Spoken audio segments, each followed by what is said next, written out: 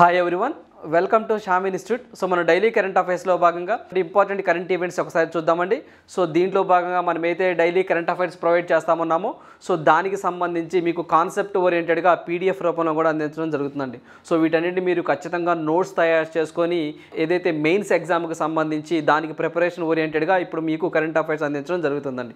So మనకి ఏదైతే ఈ యొక్క యూట్యూబ్ ఛానల్లో అందించేటువంటి కరెంట్ అఫైర్స్ ఏవైతే ఉన్నాయో అవి ఖచ్చితంగా మీకు మెయిన్స్ ఎగ్జామ్ పాయింట్ ఆఫ్ వ్యూలో అంటే మనము ప్రీవియస్ పేపర్స్ని బేస్ చేసుకొని ఎటువంటి కరెంట్స్ అఫైర్ రావచ్చు అనే ఉద్దేశంతో మీకు ఇలాంటివన్నీ అనాలిసిస్ చేసి మీకు అందించడం జరుగుతుందండి.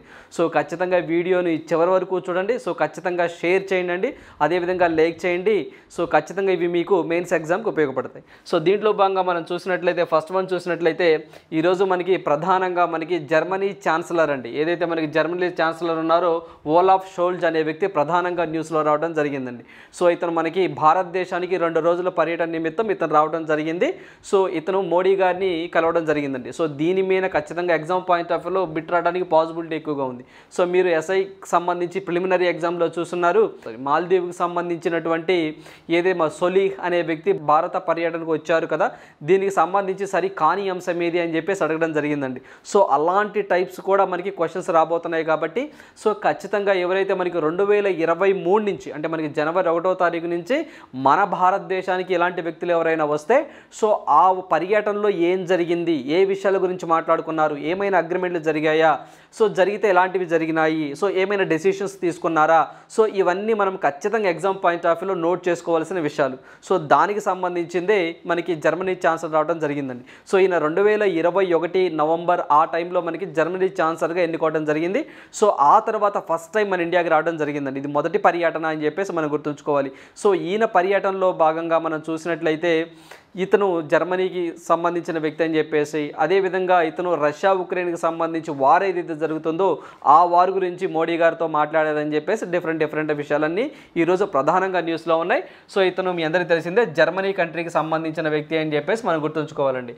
సో మనకి వోల్ఫ్ షోల్జ్ 2 రోజుల పర్యటనకు ఫిబ్రవరి 25, 2023 భారత్కు వచ్చారు. ఈయన ఏ దేశానికి చెందినవారంటే దట్ ఈస్ జర్మనీ అని చెప్పేసి మనం గుర్తుంచుకోవాలండి. అంటే మనకి అక్కడైతే మాత్రం హెడ్ని ఛాన్సలర్ అని అంటాము. సో మన దగ్గర అయితే మాత్రము ప్రెసిడెంట్, పిఎం అని చెప్పేసి ఆ విధంగా పిలుస్తామండి. అక్కడైతే మనకి హెడ్గా ఛాన్సలర్ ఉంటారు. అంతకుముందు ఇతని ప్లేస్లో మనకి యాంజెలా మెర్కెల్ అని చెప్పేసి ఉన్నారండి.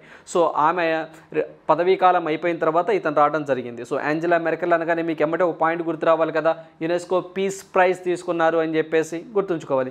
సో ఇతని గురించి ఇంకా మనకు తెలుసుకోవాలనుకుంటే సో ఇతను వచ్చేసరికి రష్యా ఉక్రెయిన్కి సంబంధించి వార్ గురించి మోడీ గారితో మాట్లాడారని చెప్పేసి, అదేవిధంగా వాతావరణ సమస్యల గురించి కానివ్వండి, ఉగ్రవాదం గురించి కానివ్వండి, సో అదేవిధంగా వాణిజ్యం ఎస్పెషల్లీ మనకి ఫ్రీ ట్రేడ్ అగ్రిమెంట్ అని చెప్పేసి అంటామండి. అంటే స్వేచ్ఛాయుత వాణిజ్యం జరుపుకోవాలని చెప్పేసి ఈ 2 కంట్రీస్ మధ్య ద్వైపాక్షిక సంబంధాలను బలోపేతం చేసుకోవడానికి మేము వచ్చాము అని చెప్పేసి ఈయన ఓవరాల్గా స్టేట్మెంట్ ఇవ్వడం జరిగిందండి. సో ఆయన పర్యటన ఈ రోజు కూడా ఉందండి. సో ఈ రోజు కూడా ఉంది. So end of the day ఈ 2 రోజుల పర్యటనలో ఏం జరిగిందన్నది మీకు నెక్స్ట్ డే అప్డేట్ ఇవ్వడం జరుగుతుంది. సో ఎవరైనా ఒక ప్రెసిడెంట్లు కానీ పిఎం కానీ వచ్చినప్పుడు so end of the day మొత్తం డేటాని మనం తీసుకొని మనం ఎగ్జామ్ పాయింట్ ఆఫ్ వ్యూలో ప్రిపేర్ అవ్వాల్సిన అవసరం ఎంతైనా ఉందండి. సో దీంట్లో భాగంగా ఈయనకు సంబంధించండి. సో ఇది మొదటి పర్యటన ఫస్ట్ డే అండి. సో ఈ రోజున కూడా ఉంది. ఈ రోజు అప్డేట్ అనేది రేపు రాబోతుంది. సో ఇది మనం చూసుకున్నట్లయితే డిసెంబర్ 2021లో జర్మనీ ఛాన్సలర్గా ఎన్నికయ్యారు. సో ఏదైతే ఛాన్సలర్గా ఎన్నికైన తర్వాత భారతదేశం సందర్శించడం ఇదే మొదటిసారి. వెరీ ఇంపార్టెంట్ అండి. సో అతను వచ్చిన తర్వాత ఇదే మొదటిసారి. ఇలాంటివి ఎగ్జామినర్ బాగా కొంచెం ట్రిక్కీగా అడుగుతున్నారండి. అంటే 2వ సారి వచ్చాడా, 3వ సారి వచ్చారా అని ఇలా అడుగుతూ ఉన్నారు. సో మనం బాగా గుర్తుంచుకోవాలి. అంటే మనం ఒక నోట్స్ తీసుకొని జర్మనీకి సంబంధించి ఛాన్సలర్ వచ్చారు. సో ఫిబ్రవరి 25వ తారీఖు 2023 ఇదే మొదటిసారి. సో ఇతను ఏ అంశాల గురించి మాట్లాడుకున్నారు ఇలాంటివి కూడా రాసుకోవాలండి. అదేవిధంగా ఇక స్వేచ్ఛా వాణిజ్య ఒప్పందం అంటే ఫ్రీ ట్రేడ్ అగ్రిమెంట్ అని చెప్పేసి అంటారు. అంటే ఏవైనా కొన్ని కంట్రీస్కి మధ్య ట్యాక్స్ సిస్టమ్ అనేది కొంచెం లిబరల్గా ఉంటుందన్నమాట. సో ఇలాంటి వాటిని మనము ఫ్రీ ట్రేడ్ కింద కన్సిడర్ చేస్తూ ఉంటారనమాట. కొంచెం లిబరల్గా ఉంటుంది. ట్యాక్సెస్ కూడా 2 కంట్రీస్ మధ్య కొంచెం లిబరల్గా ఉంటుంది. అదేవిధంగా దీనికి సంబంధించి పెట్టుబడుల విషయం కానివ్వండి, రష్యా ఉక్రెయిన్ సంబంధించిన యుద్ధం గురించి కానివ్వండి, సో అదేవిధంగా యాంటీ టెర్రరిజం గురించి కానివ్వండి, వాతావరణ మార్పులకు సంబంధించి కానివ్వండి, సో ఇలాంటి విషయాలన్నీ ఇతను మోడీ గారితో డిస్కస్ చేశారు అని చెప్పేసి ఈరోజు రావడం జరిగింది. సో ఈరోజు కూడా ఉన్నారు కదా, రేపు కొంత డేటా వస్తుంది. ఆ డేటాని ఈ డేటాని లింక్ చేసుకొని మీరు నోట్స్ రాసుకోండి. It is very useful to your exams. Very important. So next one చూద్దాం. సో నెక్స్ట్ వన్ చూసినట్లయితే మీ అందరికీ తెలిసిందేనండి. సో మనకి బాహుబలి సినిమా అండి, నాటు నాటు సాంగ్ అనేది మీ అందరికీ తెలిసిందే. సో ఆస్కార్కి సంబంధించి కూడా నామినేట్ అవ్వడం జరిగిందండి. సో నామినేట్ అయింది. సో ఇంకా ఫైనల్ అనౌన్స్మెంట్ రాలేదని నామినేట్ అవ్వడం జరిగింది. అదేవిధంగా గోల్డెన్ గ్లోబ్ అవార్డుకి సంబంధించి ఈ యొక్క ఉత్తమ ఒరిజినల్ సాంగ్ అండి, సో మనకి బెస్ట్ ఒరిజినల్ సాంగ్గా కూడా ఎన్నుకోవడం జరిగింది. సో ఈ రోజు వచ్చేసరికి మనకి హాలీవుడ్ క్రిటిక్స్ అసోసియేషన్ ఫిలిం అవార్డ్స్లో ఆర్ఆర్ చిత్రానికి ఎన్ని అవార్డులు వచ్చాయి అని చెప్పేసి అడగడం జరిగిందండి. సో ఇది కూడా మనం బాగా గుర్తుంచుకోవాల్సిన అంశాలు. సో మొత్తం 4 వచ్చాయి. సో 4 వచ్చాయి. సో దీని బ్యాక్గ్రౌండ్ కూడా మనం ఖచ్చితంగా గుర్తుంచుకోవాలి. ఏదైతే ఈ అవార్డుల ఉత్సవంలో రామ్ చరణ్ గారు వ్యాఖ్యాతగా వ్యవహరించారంటే హోస్ట్ చేశారు. వెరీ వెరీ ఇంపార్టెంట్ అండి ఇది కూడా రేపు ఖచ్చితంగా. ఎందుకంటే వ్యాఖ్యాతగా వ్యవహరించడం అంటే కొంచెం ఎగ్జామినర్ స్ట్రెస్ చేయొచ్చు, ఎందుకైనా మంచిది గుర్తుంచుకోండి. అదేవిధంగా ఉత్తమ అంతర్జాతీయ చిత్రం కానివ్వండి, ఉత్తమ యాక్షన్ కానివ్వండి, ఉత్తమ స్టంట్స్, ఉత్తమ ఒరిజినల్ సాంగ్ విభాగాల్లో అవార్డులు గెలుచుకుంది అని చెప్పేసి చెప్తా ఉన్నారు. మొత్తం 4 వచ్చాయి. అదేవిధంగా హాలీవుడ్ క్రిటిక్స్ అసోసియేషన్ గత డిసెంబర్లో ప్రకటించిన ఏదైతే మనకి స్పాట్ లైట్ అవార్డును ఈ వేడుకల్లో ఆర్ఆర్ బృందానికి అందించారు అని చెప్పి చెప్తున్నారండి. సో ఇవి కూడా మన ఎగ్జామ్ పాయింట్ ఆఫ్ వ్యూలో గుర్తుంచుకోవాలండి. అంటే ఆర్ఆర్ అనేది మనకి ఆస్కార్కి నామినేట్ అవ్వడం జరిగింది. అదేవిధంగా గోల్డెన్ గ్లోబ్ అదొకటి, ఇదొకటి వచ్చేసరికి మనకి హాలీవుడ్కి సంబంధించినటువంటి క్రిటిక్స్ అసోసియేషన్ ఫిలిం అవార్డ్స్, ఈ 3 కూడా గుర్తుంచుకోవాలండి. సో ఇవి కూడా మనం ఎగ్జామ్ పాయింట్ ఆఫ్ వ్యూలో బాగా గుర్తుంచుకోవాల్సిన అంశాలు. So Naatu Naatu song so directed by so మీ అందరికీ తెలిసిందే అండి రాజమౌళి గారు అండి. సో మనకి బాగా గుర్తుంచుకోవాలి. సో నెక్స్ట్ వన్ చూసినట్లయితే ఇవే కాదండి. సో ఇలాంటి విధి సంబంధించి అవార్డ్స్ అండి, దాదాసాహెబ్ ఫాల్కే అవార్డ్స్ అని చెప్పేసి రావడం జరిగింది. సో ఖచ్చితంగా మొత్తం చాలా ఉంటాయండి. దాంట్లో డిఫరెంట్ కేటగిరీస్ చాలా ఉంటాయి. బట్ మనం మెయిన్గా సెలెక్టెడ్గా చదువుకోవాలండి. అంటే best actor, so best movie కానివ్వండి, బెస్ట్ డైరెక్టర్ కానివ్వండి, బెస్ట్ యాక్టర్స్ కానివ్వండి, ఇలా ఒక టాప్ 5 ఉంటాయండి. మెయిన్ అవి చదువుకోవాలి. అవి చదువుకున్న తర్వాత గుర్తుంటే మిగతావి చదువుకోవాలి తప్ప మొత్తం కేటగిరీ లిస్ట్ అంతా చదువుకోవడం అంటే కొంచెం ఇబ్బంది అయిన వాతావరణమే. కొంచెం జాగ్రత్తగా చదువుకోవాలండి. సో నెక్స్ట్ వన్ చూసినట్లయితే which state government recently become the first state to clean and manhole with robot scavengers. So మనకి ఇటీవల ఏ రాష్ట్ర ప్రభుత్వం రోబో స్కావెంజర్తో, వెరీ ఇంపార్టెంట్, రోబో స్కావెంజర్స్తో మ్యాన్ హోల్స్ను శుభ్రం చేసిన మొట్టమొదటి రాష్ట్రంగా నిలిచింది. సో రాబోయే ఎగ్జామ్లో ఖచ్చితంగా ఎలాంటి బిట్స్ మనం ఎక్స్పెక్ట్ చేయొచ్చండి. ఏదైతే మీ అందరికీ ఐడియా ఉంటుందండి. సో మనకి ఏదైతే మ్యాన్ హోల్స్ ఉంటాయో వీటిని అంతకుముందు దిగి ఏదైతే మనకి ఎవరైతే మనకి మనుషులండి, సో మనకి మాన్యువల్గా దిగి దాంట్లో పూడికలు అవి ఇవి తీస్తూ ఉంటారండి. సో దాంట్లో భాగంగా చాలామంది మరణించడం జరుగుతుందండి. సో మనకి ఈ ఆధునిక యుగంలో కూడా మరి అలాంటి వాటి మనుషులను ఉపయోగించకూడదు, కొంచెం ఇబ్బంది, కర్మాచారులు అని చెప్పేసి అంటారండి. సఫారీ కర్మాచారులు అని చెప్పేసి వాళ్ళని ఏదో పేరుతో పిలుస్తారు. అలాంటి వాళ్ళని డ్రైనేజ్ సిస్టమ్ని బాగు చేసేవాళ్ళండి.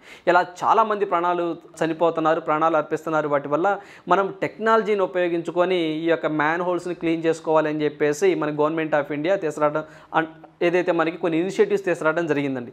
సో దీంట్లో భాగంగా ఫస్ట్ ఈ యొక్క మ్యాన్ హోల్స్ని ఒక రోబోతో శుభ్రం చేయటం అండి. ఒక రోబోతో శుభ్రం చేయడం ఈ యొక్క కార్యక్రమానికి శ్రీకారం చుట్టినటువంటి మొట్టమొదటి రాష్ట్రం ఏంటి భారతదేశంలో అంటే that is Kerala. Very important రానున్న రోజుల్లో. సో ఖచ్చితంగా మనం దీని గురించి బిట్ ఎక్స్పెక్ట్ చేయొచ్చండి. ఏదే మనకి రోబో స్కావెంజర్స్తో మనకి పిక్లో చూస్తున్నట్టు సో ఈ యొక్క స్కావెంజర్ అనేది మనకి శుభ్రం చేస్తూ ఉంటుందండి. అంటే మనుషులు దిగి శుభ్రం చేసే లేకుండా త్రూ ఈ రోబోతో చేయొచ్చు అని చెప్పి చెప్తా ఉన్నారు. అదేవిధంగా ఇది ఫస్ట్ మనకి వయనాడు ప్రాంతంలో అండి. సో మనకి ఏదైతే మనకి వయనాడు ప్రాంతం ఉంటుందో అక్కడ దీన్ని ఫస్ట్ దీన్ని తీసుకురావడం జరిగింది అని చెప్పి చెప్తున్నాను. సో దానికి కూడా ఒక పేరు పెట్టారు. సో బాండీకూట్ అండి. Very important. దీని పేరు ఏంటి అని రేపు ఎగ్జామ్లో అడుగుతారు, బాగా గుర్తుంచుకోవాలండి. సో ఇదైతే కేరళ రాష్ట్ర ప్రభుత్వం ఆలయ పట్టణం గురువాయర్లోని మురుగునీటి శుభ్రం చేయడానికి రోబోటిక్ స్కావెంజర్ బాండీకూట్ను ప్రారంభించింది అని చెప్పి చెప్తున్నారండి. సో బాగా గుర్తుంచుకోవాలి గురువాయర్. ఆ తర్వాత మనము ఏదైతే మనకి కేరళకు సంబంధించి డిఫరెంట్ ప్లేసెస్లో కూడా మేము తర్వాత దీన్ని స్ప్రెడ్ చేస్తాము అని చెప్పేసి అక్కడ గవర్నమెంట్ చెప్పడం జరుగుతుంది. సో మనం పోయి బాండీకూట్ బాగా గుర్తుంచుకోవాలి. బాండీకూట్ దాని యొక్క పేరు ఏంటి, రోబోటిక్ స్కావెంజర్, దాని పేరేంటి బాండీకూట్ అండి. సో దీన్ని 2018లో మోడీ గారు ప్రారంభించడం జరిగింది. సో 2018లోనే దీన్ని ప్రారంభించడం జరిగిందండి. సో ఇది వచ్చేసరికి Kerala water authority and Guruvayur sewerage project కింద ఈ బాండీకూట్ను ప్రారంభించారనే పాయింట్ కూడా మనం గుర్తుంచుకోవాలండి. సో ఖచ్చితంగా ఇవి పాయింట్ కూడా very important. Kerala water authority and Guruvayur sewerage project కింద ఈ యొక్క బాండీకూట్ను ప్రారంభించడం జరిగింది. సో బాగా గుర్తుంచుకోవాలండి. ఏదైతే మనకి మ్యాన్ హోల్ శుభ్రం చేయడం కోసం ఫస్ట్ ఈ యొక్క రోబో సంబంధించి బాండీకూట్ దీన్ని ఉపయోగించినటువంటి రాష్ట్రం ఏదంటే దట్ ఈస్ కేరళ. బాగా గుర్తుంచుకోవాలండి. Very very important. అదేవిధంగా కేరళ అనగానే మనకి ఏదైతే సోలార్తో నడిచే రైలు ఇంట్రడ్యూస్ చేసింది కేరళని, అదేవిధంగా జిఎస్టీ మీద ఫస్ట్ 1% సెస్ విధించింది కేరళని, అదేవిధంగా మనకి పొల్లంపారా విలేజ్ అని చెప్పేసి ఒక గ్రామ పంచాయతీ అండి, ఫస్ట్ 100% డిజిటల్ లిటరసీ గ్రామ పంచాయతీ పొల్లంపారా కేరళ అని చెప్పేసి మనం గుర్తుంచుకోవాలి. వెరీ వెరీ ఇంపార్టెంట్ అండి, ఇవన్నీ కేరళ సంబంధించిన విషయాలు. అదేవిధంగా మనకి ఓన్ ఇంటర్నెట్ సదుపాయాన్ని కల్పించుకున్న స్టేట్ కూడా కేరళనే. అదేవిధంగా ఓన్ ఓటీటీ అండి, మనం ఓవర్ ద టాప్ అని చెప్పేసి అంటాము, ఈ యొక్క ఓటీటీ ప్లాట్ఫామ్ కూడా క్రియేట్ చేసుకున్న స్టేట్ కేరళనే. ఈ విషయాలు కూడా మన ఎగ్జామ్ పాయింట్ ఆఫ్ వ్యూలో గుర్తుంచుకోవాల్సిన అంశాలు. సో నెక్స్ట్ వన్ చూసినట్లయితే ఈరోజు మనకి where is India ranked in the international IP index 2023 released by US chambers of commerce. So మనకి యుఎస్ ఛాంబర్స్ ఆఫ్ కామర్స్ విడుదల చేసిన అంతర్జాతీయ ఐపీ ఇండెక్స్ 2023లో భారతదేశం ఎన్నవ స్థానంలో ఉంది అని చెప్పేసి అడగడం జరిగిందండి. సో మనకి ఈరోజు ప్రధానంగా ఇంటర్నేషనల్ ఐపీ ఇండెక్స్ అండి. అండ్ ఐపీ అంటే ఇంటెలెక్చువల్ ప్రాపర్టీ అని చెప్పేసి అంటామండి. ఐపీ అంటే ఇంటెలెక్చువల్ ప్రాపర్టీ అని చెప్పేసి అంటాము. సో ఈ ఇండెక్స్లో భారత ర్యాంక్ ఎంత అని చెప్పేసి అడగడం జరుగుతుంది. సో మనకి భారత ర్యాంక్ ఎంత అని చెప్పేసి అడగడం జరుగుతుంది. సో ఇది వచ్చేసరికి 42నా 43నా 45నా అని చెప్పేసి అడగడం జరుగుతుంది. దట్ ఈస్ 42 అని చెప్పేసి మనం గుర్తుంచుకోవాలి. సో దీంట్లో భాగంగా మనం చూసినట్లయితే ఏదైతే మనకి ఇండెక్స్ ఉందో, మనకి ఇంటెలెక్చువల్ ప్రాపర్టీ ఇండెక్సెస్ ఉందో, ఇదేంటి అంటే ఏదైతే మనకి ఐడియాస్తో అంటే మనకి ఏదైతే శాస్త్ర సాంకేతిక అంటే టెక్నాలజీని ఉపయోగించుకొని వాణిజ్యాన్ని ప్రోత్సహించడం అనమాట. అంటే మనకి ఏదైతే మనకి వాణిజ్యం ఏదైతే మనకి మన భారతదేశం అనేది ప్రజెంట్ ఇప్పుడు మనకి 6వ అతిపెద్ద ఆర్థిక వ్యవస్థ నుంచి మనకి 5వ అతిపెద్ద ఆర్థిక వ్యవస్థగా అవతరించిందండి. మనం యూకేని బీట్ చేసి వచ్చాము. సో అందరూ మీకు తెలిసిందే. సో ఇలాంటి వాటిలో మొత్తం 55 దేశాలను పరిగణలోకి తీసుకొని కొంత రిపోర్ట్ అనేది ఇవ్వడం జరిగిందండి.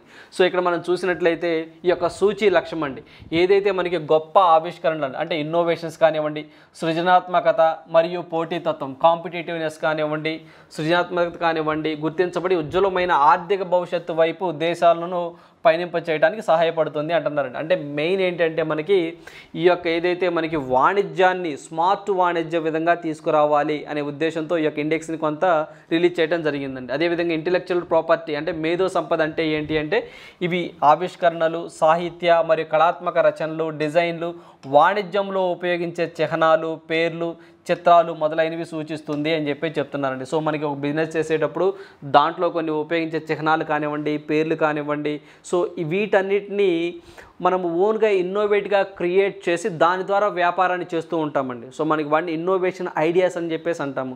సో అలాంటి దేశాలలో భారతదేశం అనేది 42వ స్థానంలో ఉంది అని చెప్పి చెప్తున్నారు. అంటే 55 కంట్రీస్ని వీళ్ళు మెజర్ చేస్తే భారతదేశం అనేది 42వ స్థానంలో ఉంది అని చెప్పి చెప్తున్నారండి. సో ఈ సూచీలో మొదటి స్థానంలో అమెరికా ఉందండి. సో మొదటి స్థానంలో అమెరికా ఉంది. సో సెకండ్ ప్లేస్లో యూకే ఉంది. సో థర్డ్ ప్లేస్లో ఫ్రాన్స్ ఉన్నాయి అని చెప్పి చెప్తున్నారు. సో ఇవి కూడా మన ఎగ్జామ్ పాయింట్ ఆఫ్ వ్యూ గుర్తుంచుకోవాల్సిన విషయాలు. Very very important. అంటే నాలెడ్జ్ బేస్డ్ ఎకానమీని సృష్టించడం, అంటే నాలెడ్జ్ బేస్డ్ ఎకానమీ సృష్టించడం అని చెప్పేసి గుర్తుంచుకోండి. అంటే ఎకానమీ సృష్టించే విధానంలో సో నాలెడ్జ్ బేస్డ్గా ఎటువంటి ఇన్నోవేషన్స్ కానివ్వండి, ఎటువంటి సంస్కరణలు కానివ్వండి, ఇలాంటివి తీసుకొచ్చి ఒక నాలెడ్జ్ బేస్డ్ ఎకానమీని సృష్టించాలి అనే ఉద్దేశంతో సో మనం టార్గెట్ పెట్టుకున్నామండి 2025 నాటికి 5 ట్రిలియన్ ఎకానమీ కావాలని. సో ఆ 5 ట్రిలియన్ ఎకానమీ అవ్వాలి అంటే ఎటువంటి నాలెడ్జ్ బేస్డ్ ఎకానమీ మనకు ఉండాలి అని చెప్పేసి కొన్ని ఇన్నోవేషన్గా ఆలోచించడం జరుగుతూ ఉంటుంది. సో అలాంటి దేశాలని ఈ యొక్క ఏదైతే అమెరికాకు సంబంధించినటువంటి ఈ యొక్క ఛాంబర్స్ ఆఫ్ కామర్స్ వాళ్ళు కొన్ని దేశాన్ని పరిగణలోకి తీసుకొని ఈ రిపోర్ట్ ఇవ్వడం జరిగిందండి. మొదటి దేశాలు గుర్తుంచుకోండి, first America, second UK, third అనేది ఫ్రాన్స్ అని చెప్పేసి గుర్తుంచుకోవాలి. అదేవిధంగా ఇది 2023కి సంబంధించండి. అంటే 2023కి సంబంధించింది అయితే మాత్రము ఇండియా ర్యాంక్ అనేది 42గా ఉంది గుర్తుంచుకోవాలి. సో మొత్తం 55 కంట్రీలను టార్గెట్ చేసినట్లయితే. అదేవిధంగా మనకి 2022 అండి, అంటే లాస్ట్ చూసుకున్నట్లయితే మన ఇండియా ర్యాంక్ అనేది 43గా ఉంది గుర్తుంచుకోవాలి. 43గా ఉంది గుర్తుంచుకోవాలి. అదే 2021 అయితే మాత్రం మన ఇండియా ర్యాంకు 40గా ఉంది అవుట్ ఆఫ్ 55 అని గుర్తుంచుకోవాలి. సో ఇది ఇండియా ర్యాంక్ వచ్చేసరికి 2023 42వ స్థానంలో ఉంది. 2022లో అంటే లాస్ట్ ఇయర్లో మనకి 43వ స్థానంలో ఉంది. సో అదేవిధంగా 2021లో 40వ స్థానంలో ఉంది. సో ఖచ్చితంగా ఇవి కూడా మనం గుర్తుంచుకోవాలండి. ఎగ్జామినర్ రేపు 2023 కాకుండా 2020 లేదా 21 అడగొచ్చు, 22 అడగొచ్చు, లేకపోతే ఆర్డర్లో అడిగాడు అనుకోండి. సో ఆర్డర్లో ఇండియా ర్యాంక్ ఎంత అని చెప్పేసి సో అలాంటప్పుడు ఇబ్బంది పడతాము. సో ఖచ్చితంగా 21, 22, 23 ఈ 3 కూడా ఇండియా ర్యాంకు ఇంటెలెక్చువల్ ప్రాపర్టీ ఇండెక్స్లో ఎంత అని చెప్పేసి మనం గుర్తుంచుకోవాలి. So very very important. దీన్ని రిలీజ్ చేసేది ఎవరంటే యుఎస్ ఛాంబర్స్ ఆఫ్ కామర్స్ వాళ్ళు దీన్ని రిలీజ్ చేస్తారు ప్రతి సంవత్సరం, గుర్తుంచుకోవాలి. సో నెక్స్ట్ వన్ చూద్దాము. సో నెక్స్ట్ వన్ చూసినట్లయితే ఈరోజు ప్రధానంగా మనకి ILO ఇంటర్నేషనల్ లేబర్ ఆర్గనైజేషన్ అనేది వార్తల్లో రావడం జరిగింది. అదేవిధంగా మనకి గిరీష్ చంద్ర ముర్ము అని చెప్పేసి కాగ్ అండి, controller and audit general of India అని చెప్పేసి అంటాం, వీళ్ళు ప్రధానంగా వార్తల్లో రావడం జరిగిందండి. సో దీనికి సంబంధించి చూసినట్లయితే who among the following has been appointed as the external auditor of the International Labour Organization Geneva, స్విట్జర్లాండ్లోని జెనీవాలో గల అంతర్జాతీయ కార్మిక సంస్థ ILO యొక్క బాహ్య ఆడిటర్గా ఈ క్రింది వారు ఎవరు ఎంపికయ్యారు అని చెప్పేసి అడగడం జరిగింది. సో మనము గిరీష్ చంద్ర ముర్ము అండి. సో ఈయన ఎవరు అంటే కాగ్ చైర్మన్గా ఉండడం జరిగిందండి, controller and audit general of India అని చెప్పేసి అంటాము. సో దీని యొక్క హెడ్ మనకి external auditor of the ILO international labour ఆర్గనైజేషన్లో మనకి ఎక్స్టర్నల్ ఆడిట్గా ఇతన్ని నియమించడం జరిగిందండి. బాగా గుర్తుంచుకోవాలండి. ఏదైతే మనకి ILO ఒక ప్యానల్, ఒక కమిటీ ఉంటుందో ఆ ప్యానల్ వాళ్ళు కొంతమందిని రెఫర్ చేశారండి. సో దాంట్లో బిడ్డింగ్లో Canada, India and USA, so ఈ 3 కంట్రీస్ అనేవి బిడ్డింగ్ వచ్చాయి. సో ఆ మూడింటిని సెలెక్ట్ చేయాలనుకున్నారు. సో ఆ మూడిట్లో కూడా మన ఇండియా నుంచి ఇతను సెలెక్ట్ చేయడం జరిగిందండి. దానిలో ఎక్స్టర్నల్గా ఆడిటర్ చేయడానికి ఇతను ఎన్నుకోవడం జరిగింది. బాగా గుర్తుంచుకోవాలి. సో దీనికి సంబంధించి మనం చూస్తే రాబోయే పోటీ పరీక్షలో ఖచ్చితంగా దీని మీద బిట్ రావడానికి ఆస్కారం ఎక్కువ ఉంటుందండి. సో ఇతని యొక్క టర్మ్ అనేది 4 ఇయర్స్గా ఉంటుందని చెప్పేసి 2024 నుంచి 2027కి సో ఈ టర్మ్లో ఇతను పనిచేస్తాడు అని చెప్పి గుర్తుంచుకోవాలి. అదేవిధంగా ILO యొక్క ప్రస్తుత బాహ్య ఆడిటర్ అంటే మనకి ఎక్స్టర్నల్ ఆడిటర్ జోన్గా ఉన్నటువంటి జోస్ కల్లాంగన్ ఖలీడా. సో ఈయన పేరు బాగా గుర్తుంచుకోవాలండి, కల్లాంగన్ ఖలీడా బాగా గుర్తుంచుకోవాలి. సో ఈయన స్థానంలో కాగ్ గిరీష్ చంద్ర ముర్ము నియమించారు. సో ఇతను రావడం జరుగుతోంది అని చెప్పి చెప్తున్నారండి 2024లో. సో నెక్స్ట్ ఇయర్ ఇతను రాబోతున్నారు అని చెప్పేసి మనం గుర్తుంచుకోవాలండి. సో దాంట్లో భాగంగా యొక్క కల్లింగన్ ఖలీడా, ఇతను ఏ కంట్రీకి సంబంధించిన వ్యక్తి అని కూడా మనం గుర్తుంచుకోవాలి. సో ఇతను వచ్చేసరికి ఇతను ఏ దేశానికి సంబంధించిన వ్యక్తి అని చెప్పేసి కూడా అడగవచ్చు. ఇతను ఫిలిప్పైన్ కంట్రీకి సంబంధించిన వ్యక్తి అండి. సో ఇతను ఫిలిప్పైన్ కంట్రీకి సంబంధించిన వ్యక్తి అని చెప్పేసి మనం గుర్తుంచుకోవాలి. సో ఇతని ప్లేస్లోనే మనకి ఎక్స్టర్నల్ ఆడిటర్గా ఎవరు రాబోతున్నారు అంటే మన భారతదేశానికి సంబంధించినటువంటి గిరీష్ చంద్ర ముర్ము గారు రాబోతా ఉన్నారనే పాయింట్ మనం గుర్తుంచుకోవాలి. Very very important. ఇప్పుడు ప్రజెంట్ ఆయన ఏంటంటే కాగ్ అండి, మనకి కాగ్ హెడ్గా ఉండడం జరిగింది. Very very important. సో అదేవిధంగా ఇతను 14వ కాగ్గా పదవీ బాధ్యతలు స్వీకరించారు అని చెప్పేసి కూడా మనం గుర్తుంచుకోవాలి. సో ఇది ఒక ఆడిటర్కి సంబంధించినటువంటి సంస్థ అండి. సో దీనికి 14వ హెడ్గా ఉండడం జరిగింది, బాగా గుర్తుంచుకోవాలి. సో అదేవిధంగా దీనికి సంబంధించి మనం ఏదైతే ఇందాక చెప్పుకున్నామో దీనికి సంబంధించి ఏదైతే మనకి ఇండియా కానివ్వండి, సో మనకి కెనడా అండ్ USA అండి, సో మనకి USA ఈ 3 కంట్రీకి సంబంధించి బిడ్డింగ్ ఎన్నుకోవడం జరిగిందండి. అంటే మనకి ఒక ప్యానల్ ఉంటుంది, దీనికి ఎక్స్టర్నల్ ఆడిటర్గా ఎవరిని ఎన్నుకోవాలి అని చెప్పేసి ఒక ప్యానల్ ఉంటుందండి. మనకి ILO ఇంటర్నేషనల్ లేబర్ ఆర్గనైజేషన్లో ఒక ప్యానల్ ఉంటుంది. సో ఈ 3 కంట్రీస్ ఉంటే ఈ 3 కంట్రీస్లో మన ఇండియా తరపు నుంచి అతను తీసుకోవడం జరిగింది, బాగా గుర్తుంచుకోవాలి. సో అదేవిధంగా మనం ILO అన్నాం కాబట్టి ILO గురించి మనం ఖచ్చితంగా గుర్తుంచుకోవాలండి. సో దాని యొక్క హెడ్ క్వార్టర్ ఎక్కడ మనం చూసామంటే స్విట్జర్లాండ్ జెనీవా అన్నాము. సో ఇప్పుడు ఎస్టాబ్లిష్ అయిందని చెప్పేసి దాని యొక్క హెడ్ అండి ILO very very important, director జనరల్గా ఒక వ్యక్తి ఉన్నారు, ఆయన పేరు కూడా మనం గుర్తుంచుకోవాలి. సో ఇక్కడ మనం చూసినట్లయితే గిల్బర్ట్ ఫోసోన్ హుంగ్బో వెరీ వెరీ ఇంపార్టెంట్ అండి. సో చాలా సందర్భాల్లో అడుగున్నారు. సో మనకి గిల్బర్ట్ ఫోసోన్ హంగ్బో అని చెప్పేసి మనం గుర్తుంచుకోవాలండి. సో జనరల్గా ఇలాంటి పేర్లు కొంచెం మనం బట్టి పడితే గుర్తుండదు కాబట్టి కొంచెం మీరు ఏదో ఒక నిక్ నేమ్ పెట్టుకోండి. అంటే ఇంత పెద్దది గుర్తుండదు కాబట్టి మన ఇక్కడ లాస్ట్లో హో, బో, ఫో, గిల్ ఇలా గుర్తుంచుకోండి. అంటే అలా గుర్తుంచుకుంటే లాంగ్ టర్మ్ గుర్తుంటుంది, ఎందుకంటే ఆ పేర్లు కొంచెం పలకడానికి కష్టంగా ఉంటాయి. ఇన్ జనరల్గా అలానే గుర్తుంచుకుంటే లాంగ్ టర్మ్ గుర్తుంటుందండి. ILO అని చెప్పేసి అన్నాము, ILOలో లాస్ట్లో ఓ ఉంది. సో ఇలా గుర్తుంచుకోండి. ఓ అంటే హో, బో, ఫో, హో, బో, ఫో, గిల్ అలా గుర్తుంచుకోండి. సో ఎందుకంటే ఓ పడగానే మనకి హో, బో, ఫో ఇలా గుర్తు రావాలి. అంటే అలా లింక్ చేసుకోండి, మీ మైండ్ అలా లింక్ చేసుకుంటే లాంగ్ టర్మ్ గుర్తుంటుందండి. సో ఇది వచ్చేసరికి 1919లో దీన్ని ILOని ఎస్టాబ్లిష్ ఫామ్ అవ్వడం జరిగింది, గుర్తుంచుకోవాలండి. సో మొత్తంలో దీంట్లో ఉన్నటువంటి కంట్రీస్ ఎన్ని అంటే 187 మెంబర్ స్టేట్స్గా ఉన్నాయని చెప్పేసి మనం గుర్తుంచుకోవాలి. Very very important. సో ఇది ఎందుకు వార్తల్లోకి వచ్చిందంటే దీనికి సంబంధించి మనకి ఎక్స్టర్నల్ ఆడిటర్ ఆఫీసర్గా ఇంటర్నేషనల్ లేబర్ ఆర్గనైజేషన్ ఎవరు ఎన్నికయ్యారు అంటే 2024 నుంచి 2027 వరకు ఎవరు ఎన్నికయ్యారు అంటే మనకి గిరీష్ చంద్ర ముర్ము. సో ఇతను ఎన్నుకోవడం జరిగింది, గుర్తుంచుకోవాలి. ఎవరి ప్లేస్లో అంటే ఫిలిప్పైన్ కంట్రీకి సంబంధించినటువంటి కలీడా ప్లేస్లో ఇతను రాబోతున్నారు అనే పాయింట్ గుర్తుంచుకోవాలి. సో నెక్స్ట్ మనం చూసినట్లయితే అయితే మనకి I2U2 మరోసారి వార్తల్లో రావడం జరిగిందండి. సో మనకి which country organised the 2-day conference of the I2U2 business forum from February 21-22 to discuss the building integrated agricultural infrastructure across the India. So భారతదేశం అంతటా సమగ్ర వ్యవసాయ సౌకర్యాలను నిర్మించడం గురించి చర్చించిన I2U2 బిజినెస్ ఫోరం ఫిబ్రవరి 21-22 వరకు 2 రోజుల సదస్సును ఏ దేశంలో నిర్వహించారు అని చెప్పేసి అడగడం జరిగిందండి. సో మనకి ఇజ్రాయెలా, ఇండియానా, అమెరికానా, UAEనా అంటే దట్ ఈస్ UAEలో నిర్వహించడం జరిగిందండి, బాగా గుర్తుంచుకోవాలి. సో దీనికి సంబంధించి మనము చాలా ఎగ్జాంపుల్ కూడా అడగడం జరిగిందండి. I2U2లో ఉన్న కంట్రీస్ ఏంటి అని చెప్పేసి ఇలాంటివి అడగడం జరిగిందండి. సో మనకి I2U2 అంటే మనకి I2U2 అండి. సో మనకి I2U2 అంటే మీ అందరికీ తెలిసిందేమండి. So India, so Israel, USA and UAE united arab emirates, ఇవి దీంట్లో ఉన్నటువంటి మెంబర్ కంట్రీస్ అండి. సో I2 అంటే 2 Iలు, U2 అంటే 2 Uలు. సో మనకి ఇండియా, ఇజ్రాయెల్, USA, UAE అని చెప్పేసి మనం గుర్తుంచుకోవాలి.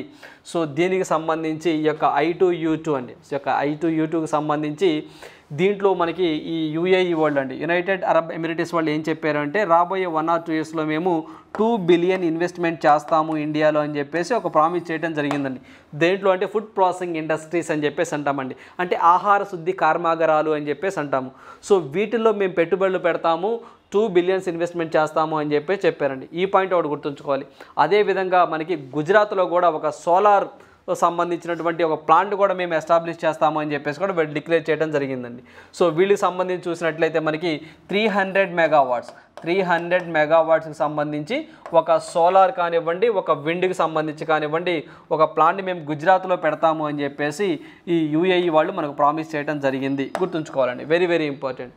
సో అదేవిధంగా దీనికి సంబంధించి చూసినట్లయితే ఈ యొక్క ఇంకా ఏం జరిగినాయి, ఈ యొక్క సదస్సులో ఏం జరిగినాయి అంటే మనకి ఏదైతే మనకి ఈ యొక్క బిజినెస్ ఫోరంలో భారతదేశానికి విదేశీ వ్యవహారాల మంత్రిత్వ శాఖ కార్యదర్శిగా దమ్ము రవి గారు దీన్ని ప్రాతినిధ్యం వహించారు. So very very important. రేపు ఎవరు ప్రాతినిధ్యం వహించారు అంటే నరేంద్ర మోదీ గారి ప్రాతినిధ్యం వహించారా, లేకపోతే మనకి ఎక్స్టర్నల్ అఫైర్స్ మినిస్ట్రీ గారు జయశంకర్ గారు ప్రాతినిధ్యం వహించారా, సో ఇలా కూడా అడగొచ్చండి. సో అందువల్ల మనము విదేశీ వ్యవహారాల మంత్రిత్వ శాఖ కార్యదర్శి ఈ యొక్క దమ్ రవి అనే వ్యక్తి దీనికి ప్రాతినిధ్యం వహించాడండి. దేనికి ప్రాతినిధ్యం వహించాడు?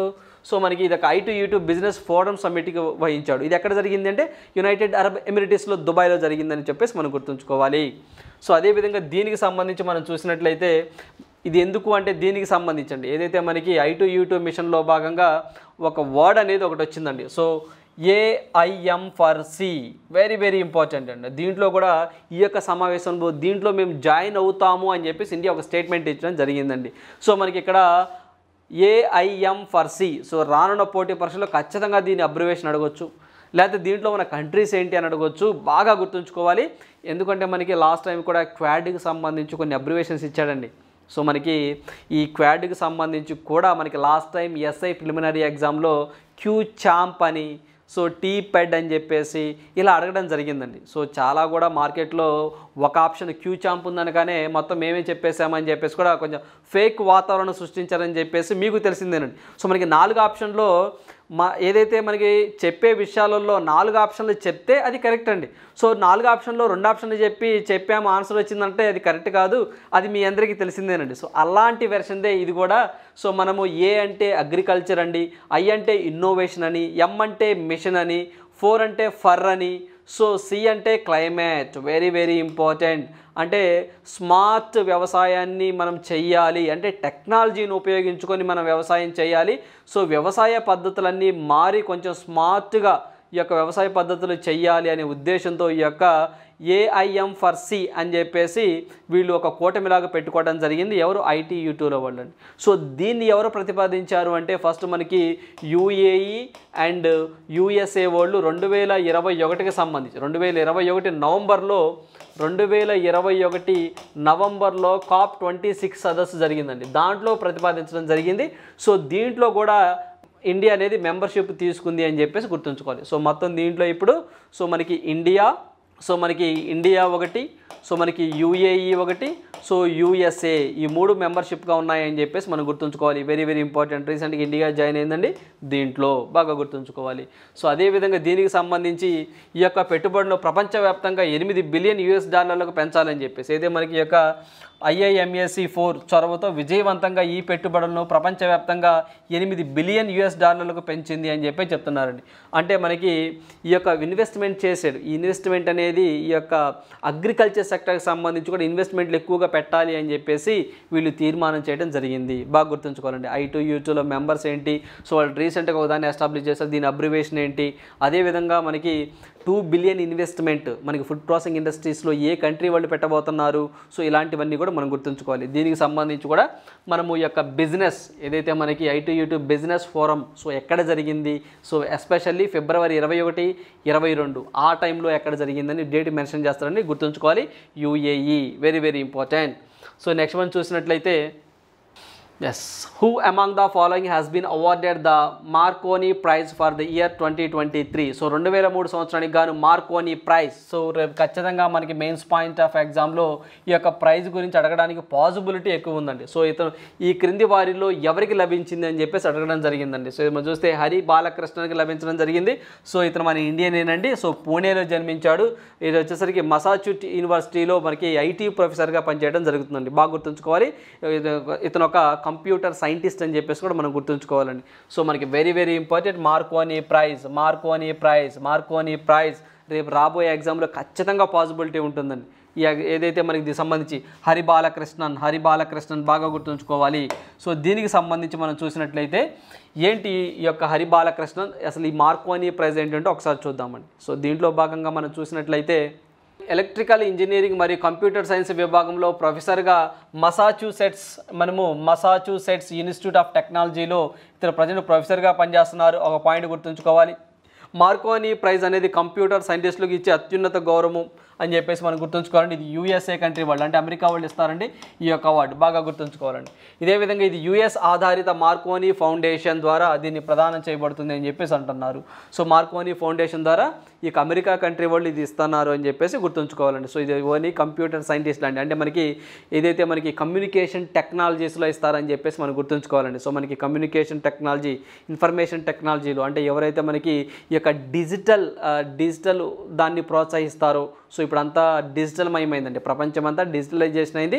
సో అలాంటి వాళ్ళ వ్యక్తులకి డిజిటల్ సాంకేతిక రంగంలో విశేష సేవ చేసిన వ్యక్తులకి అవార్డు ఇస్తారని చెప్పేసి గుర్తుంచుకోవాలండి. సో ఈ సంవత్సరం వచ్చేసరికి హరి బాలకృష్ణన్కి ఇవ్వడం జరిగిందండి.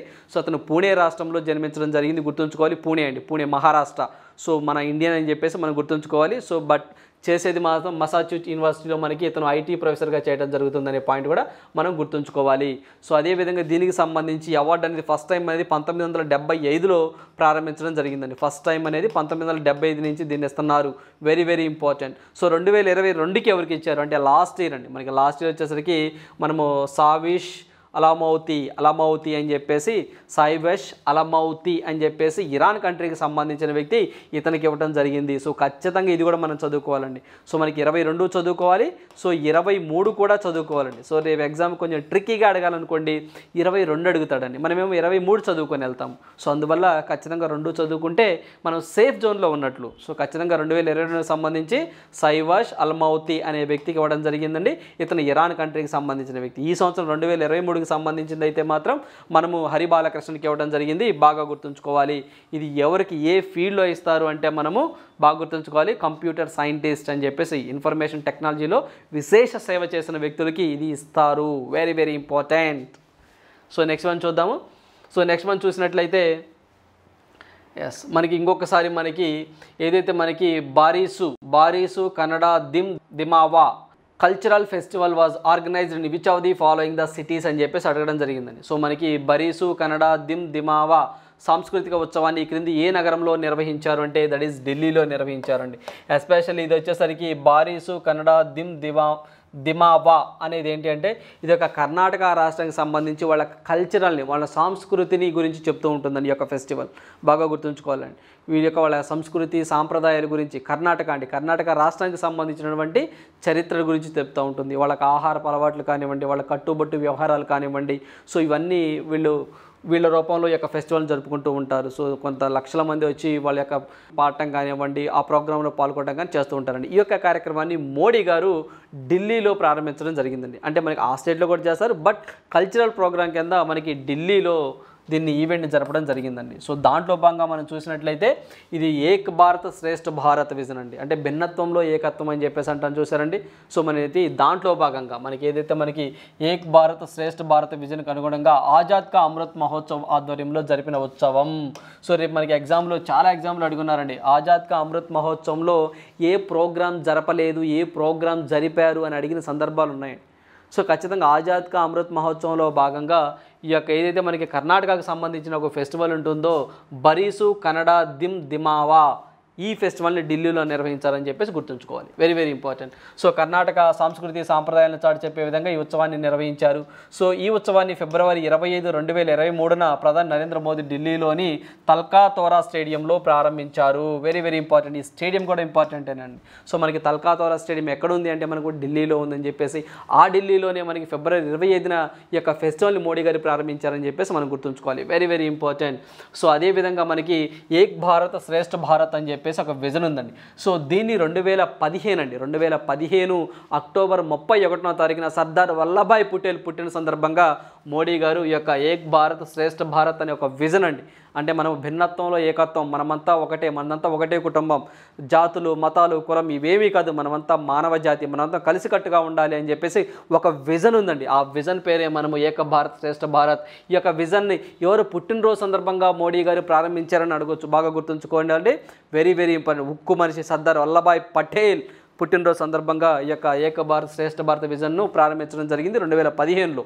సో దాంట్లో భాగంగా ఆజాద్ కా అమృత్ మహోత్సవంలో భాగంగా ఈ యొక్క ఫెస్టివల్ కూడా జరిపారని చెప్పేసి గుర్తుంచుకోవాలి. ఈ రోజు ఇంపార్టెంట్ కరెంట్ ఈవెంట్స్. సో ఖచ్చితంగా మీకు కాన్సెప్ట్ ఓరియంటెడ్గా అందించడం జరుగుతుంది. సో మీరు ఖచ్చితంగా వీటికి సంబంధించి మీకు పీడిఎఫ్ ప్రొవైడ్ చేయడం జరుగుతుంది. సో దానికి సంబంధించి మీరు నోట్స్ కూడా రాసుకోండి. ప్రతి దానికి మీకు లింక్ అండి. సో నిన్న సంబంధించి మనకి జర్మనీ ఛాన్సలర్ వచ్చారండి, స్కోల్జ్ గారు. సో ఈరోజు కొన్ని ఈవెంట్స్ జరుగుతూ ఉంటాయి. సో మళ్ళీ మీరు రేపు కంటిన్యూ మిస్ అయ్యారనుకోండి, ఈ రోజు ఏం జరిగిద్దో మళ్ళీ మీరు కొంచెం మిస్ అవుతూ ఉంటారు. సో ఖచ్చితంగా రెగ్యులర్గా ఫాలో అవ్వండి. So thank you, all the best.